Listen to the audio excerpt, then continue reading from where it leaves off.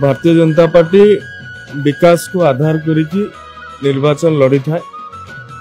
गरीब कल्याण ठारू आरंभ करिकी अंचल सामग्रिक विकास एवं निर्वाचन पूर्वर नुआपड़ा प्रति राज्यर मुख्यमंत्री श्री मोहन माझी महोदय विशेष दृष्टि रही।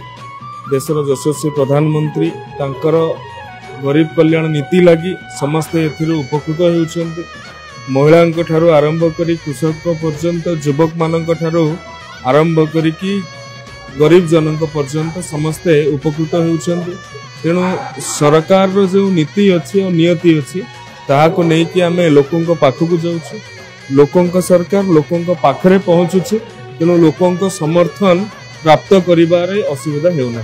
आमे लोकों आस्था भाजन हेउछु एवं निर्वाचन निश्चित भाव में आमे विजयी हेबु।